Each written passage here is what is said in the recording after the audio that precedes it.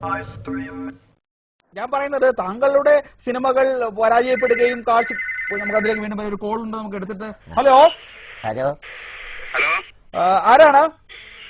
Hello hello ആരാണ്? നമസ്കാരം, director സാറിന്റെ ഡയറക്ടർ സാർ കൂടെ ഉണ്ട്. എവിടെ നിന്നാണ് വിളിക്കുന്നത്? ഞാൻ ഇപ്പൊ കോഴിക്കോട് വിളിക്കുന്നത്. എന്താണ് താങ്കളുടെ പേര്? അല്ല, ഒരു സാറിന്റെ പടത്തിനൊരു അവസരം കിട്ടാൻ വേണ്ടി. തീർച്ചയായും എന്നോടൊപ്പം ഇപ്പോൾ ഡയറക്ടർ സാറുണ്ട്, കുമ്പടി സാറുണ്ട്, സംസാരിച്ചോളൂ. ഓ തീർച്ചയായും. പേരെന്താ? പേര് അജിത്ത്.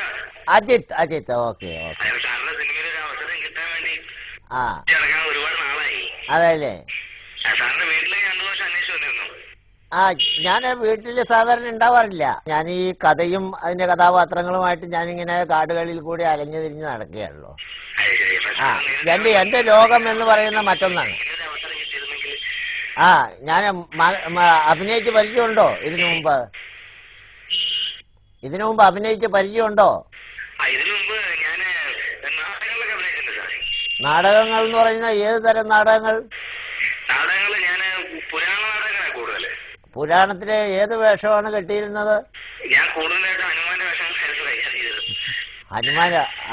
അപ്പം രാമായണത്തിലെ ഹനുമാന്റെ വേഷം കെട്ടിയ ആളാണോ? ഞാൻ തന്നെ പാര പണിയണ ശരിയാണോ? അല്ല, സാർ അവസരം തന്നാൽ ഞാൻ കഴിവ് തെളിയിച്ചിരിക്കും, ഉറപ്പാണ്. അതല്ലേ?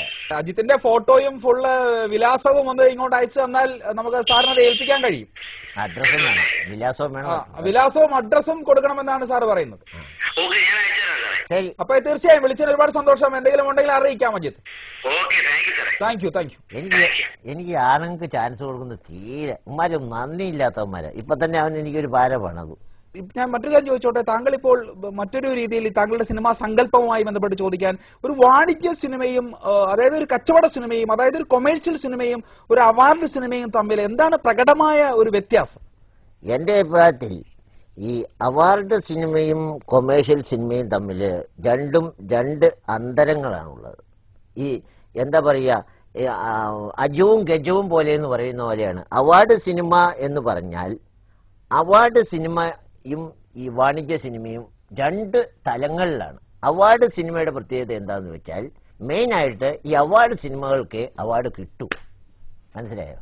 പക്ഷേ വാണിജ്യ സിനിമകൾക്ക് അവാർഡ് കിട്ടില്ല. തീർച്ചയായും അത് എല്ലാവർക്കും അറിയാവുന്ന കാര്യമാണ്. അവാർഡ് സിനിമകൾക്ക് അവാർഡ് കിട്ടും, കൊമേഴ്ഷ്യൽ സിനിമകൾക്ക് അവാർഡ് കിട്ടില്ല, അത് അറിയാവുന്ന കാര്യമാണ്. പക്ഷെ പ്രകടമായ വ്യത്യാസം എന്താണ്? ഈ 2 സിനിമകളും തമ്മിലുള്ള ഷോർട്ട് വൈസ് ഉള്ള അല്ലെങ്കിൽ സീൻ വൈസ് ഉള്ള വ്യത്യാസങ്ങൾ എന്താണ്? അത് ഞാൻ കാണിച്ചു തരാം. അതായത് അവാർഡ് നമ്മുടെ ഈ സാധാരണ ഒരു കൊമേഴ്ഷ്യൽ സിനിമയിൽ ഞാൻ ചോദിക്കുകയാണ്, ചായ വേണോ കാപ്പി വേണോ എന്ന് ചോദിച്ചാൽ നിങ്ങൾ എന്ത് പറയും? ഞാൻ ഇപ്പോൾ ചോദിക്കാം, ചായ വേണോ കാപ്പി വേണോ?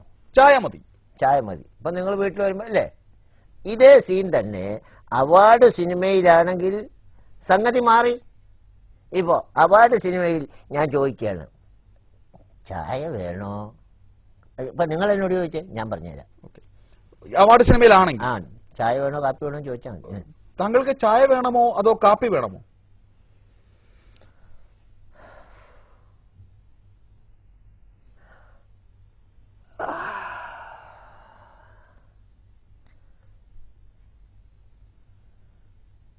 ഇങ്ങനെ ആലോചിച്ചിരിക്കും. സിനിമ തുടങ്ങുമ്പോൾ ചോദിച്ചതാണ് ഈ ചോദ്യം. ഇന്റർവെൽ ആവുമ്പോൾ ഇയാൾ പറയും കാപ്പി മതി. പടം ഇന്റർവെൽ. അതാണ് ഈ ഇത് രണ്ടും തമ്മിലുള്ള പ്രകടമായ വ്യത്യാസം. അത്രേ ഉള്ളൂ. താങ്കൾ പുതിയ സിനിമ രംഗത്തേക്ക് കടക്കുകയാണ് എന്നൊരു വാർത്ത ഇടയ്ക്ക് കേട്ടു. താങ്കൾ പഴയ സിനിമകൾ റീമേക്ക് ചെയ്യാൻ പോവുകയാണെന്ന് കേട്ടു. ഏതാണ് താങ്കളുടെ മനസ്സിലുള്ള സിനിമ? ഇപ്പോ റീമേക്കിംഗ് സിനിമകളാണല്ലോ ഇപ്പൊ വിജയിച്ചുകൊണ്ടിരിക്കുന്നത്. ഇപ്പൊ നമ്മുടെ രജനീകാന്തിന്റെ മരുമോൻ ഒരാളുണ്ടല്ലോ, ഈ കൊതുക് പോലെ ഇരിക്കുന്ന ഒരു ചെക്കൻ, ധനുഷ്. അപ്പൊ അവന്റെ പഠിക്കാത്തവൻ ഇറങ്ങി ഹിറ്റായപ്പോ ഉടനെ ഇറങ്ങി കുളിക്കാത്തവൻ, ഇനിയിപ്പം നനയ്ക്കാത്തവൻ, പെടുക്കാത്തവൻ എന്നൊക്കെ പറഞ്ഞ് ഇറങ്ങുന്നുണ്ട്. അപ്പൊ ഇപ്പൊ തന്നെ നമ്മളെ അരിയർ നഗർ 1-ാം ഭാഗം ഇറങ്ങി, 2-ാം ഭാഗം ഗോസ്റ്റ് ഹൗസ് ഇറങ്ങി ഇല്ലേ, 3-ാം ഭാഗം. ഇനിയിപ്പോൾ അതിന്റെ വേസ്റ്റ് ഹൗസ് എന്നും പറഞ്ഞ് ബാക്കിയുള്ള സീനൊക്കെ ഇട്ടിട്ട് അടുത്തത് ഇറങ്ങുന്നുണ്ട്. ബാക്കി കുറെ പാഴായ സീനുകളൊക്കെ ഉണ്ടല്ലോ, അതൊക്കെ എടുത്ത് വേസ്റ്റ് ഹൗസ്. അപ്പൊ എന്ന് പറഞ്ഞ പോലെ ഞാൻ ഈ ചെമ്മീന്റെ 2-ാം ഭാഗം എടുക്കാനുള്ള ഒരു ശ്രമത്തിലാണ്. അതായത് ഇപ്പോൾ സാഗർ ഇലിയാസ് ജാക്കി റീലോഡഡ് എന്ന് പറഞ്ഞതുപോലെ തന്നെ അതിന് 2-ാം ഭാഗമായി 20-ാം നൂറ്റാണ്ട്. ഇത് ചെമ്മീൻ റീലോഡഡ്. ചെമ്മീൻ റീലോഡഡ്. യെസ്. പക്ഷെ ഒരു കുഴപ്പമുണ്ട് ആ സിനിമയ്ക്ക്. എനിക്ക് തോന്നുന്നത് ചെമ്മീൻ എന്ന സിനിമയിൽ പ്രേക്ഷകർക്ക് എല്ലാവർക്കും അറിയാവുന്നതാണ്, അവസാനം പരീക്കുട്ടിയും കറുത്തമ്മയും മരിച്ചു കിടക്കുകയാണ്. കടപ്പുറത്ത് മരിച്ചു കിടക്കുന്ന സീനിലാണ് സിനിമ അവസാനിക്കുക. അവർ കടപ്പുറത്ത് മരിച്ചു കിടക്കുന്ന സീനിലാണല്ലോ സിനിമ അവസാനിക്കുക. കിടക്കുന്നല്ലേ ഉള്ളൂ, മരിച്ചിട്ടില്ലല്ലോ. മരിച്ചോ? ഏതെങ്കിലും ഡോക്ടർമാര് വന്ന് നോക്കിയോ ആ കടപ്പുറത്ത് വന്നിട്ട്? ഇങ്ങനെ ഇങ്ങനെ നോക്കിയിട്ട് പറയില്ലേ ഹീസ് നോ മോർ എന്ന് പറയില്ലേ? പറഞ്ഞിട്ടില്ലല്ലോ. അതില്ല. അപ്പൊ ഇത് കടപ്പുറത്ത് കിടക്കുന്നേ ഉള്ളൂ, മരിച്ചോ ഇല്ലയോ എന്നുള്ളത് ഉറപ്പാക്കിയിട്ടില്ല. ആ സമയത്ത് നമ്മൾ ധണ്ട് എന്ന് എഴുതി കാണിക്കാണ്, അങ്ങനെ പടം തീർന്നു. അവിടെ നിന്ന് നമുക്ക് പടം തുടങ്ങാം. ഈ മരിച്ചു കിടക്കുന്ന ഇതേ സീനിൽ ഒരു 5 ആംബുലൻസ് അങ്ങോട്ട് ചീറിപ്പാഞ്ഞങ്ങ് വരുന്നു. ഫസ്റ്റ് സീനിൽ ആദ്യം വന്ന ആംബുലൻസിൽ കറുത്തമ്മേനെ കൊണ്ടുപോകുന്നു, രണ്ടാമത് വന്ന ആംബുലൻസിൽ പരീക്കുട്ടീനെ കൊണ്ടുപോകുന്നു, മൂന്നാമത് വന്ന ആംബുലൻസിൽ മറ്റേ പളഞ്ഞിനെ കൊണ്ടുപോകുന്നു. അങ്ങനെ ആശുപത്രിയിൽ ചെന്ന് കഴിയുമ്പോൾ തന്നെ ഈ മറ്റേ ഓക്സിജൻ ഒക്കെ കൊടുക്കുമ്പോൾ തന്നെ കറുത്തമ്മയ്ക്ക് ബോധം വരുന്നു. ഉടനെ തന്നെ കറുത്തമ്മയ്ക്ക് ബോധം വരുമ്പോൾ പരീക്കുട്ടിക്കും ബോധം വന്നു. അങ്ങനെ മറ്റേ എല്ലാവർക്കും അങ്ങനെ ബോധം വരുന്നു. അങ്ങനെ ഈ സമയത്ത് പളനി ചായ മേടിക്കാൻ പുറത്തു പോകുന്ന ഒരു സമയമുണ്ട്. ഈ ടൈമിൽ എന്ത് ചെയ്യും? പരീക്കുട്ടി കറുത്തമ്മയുടെ റൂമിലോട്ട് ചെല്ലുന്നു. അങ്ങനെ കറുത്തമ്മയായിട്ട് ചെറുതായിട്ടൊന്ന് കല്യാണം കഴിക്കുന്നു. അങ്ങനെ കറുത്തമ്മ വീണ്ടും ഗർഭിണിയാവുന്നു. അതോടുകൂടി നമ്മുടെ സിനിമയുടെ പേര് തന്നെ അന്വർത്ഥമാവുകയാണ്. എങ്ങനെ അന്വർത്ഥമാവുന്നു? ചെമ്മീൻ റീലോഡഡ്. അത്തരത്തിൽ തകഴി പോലും കാണാത്ത ഒരു പുതിയ പരിവേഷമാണ് ഈ സിനിമയ്ക്ക് താങ്കൾ ഉണ്ടാക്കിയിരിക്കുന്നത്. തീർച്ചയായിട്ടും. മറ്റൊരു കാര്യം ചോദിക്കാനുള്ളത്, താങ്കൾക്കൊരു അവാർഡ് ഈ ഇടയ്ക്ക് കിട്ടുകയുണ്ടായി, ഒരു മാനുഷിക സേവനത്തിനുള്ള അവാർഡ്. അത് ഞാനത് നിങ്ങൾക്ക് അറിയില്ലാത്തതുകൊണ്ടാണ്. ഇന്നത്തെ തലമുറയിൽ പലർക്കും അറിയില്ല ഞാൻ ചെയ്ത ഒരു വലിയൊരു പുണ്യപ്രവൃത്തി.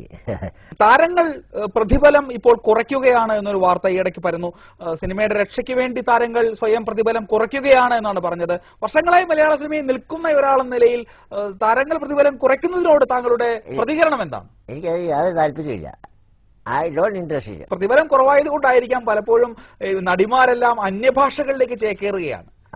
അവിടെ ഞാൻ പറഞ്ഞ അത് പാടില്ല എന്നുള്ളതാണ്. മലയാളത്തിന്റെ നടിമാർ അങ്ങോട്ട് പോകേണ്ട കാര്യമില്ല. അല്ല, അവിടെ പ്രതിഫലം കൂടുതൽ കിട്ടുന്നുണ്ടല്ലോ. പ്രതിഫലം കൂടുന്നുണ്ട്, പക്ഷെ അതിനനുസരിച്ച് തുണിയുടെ അളവ് കുറയുന്നുണ്ട്.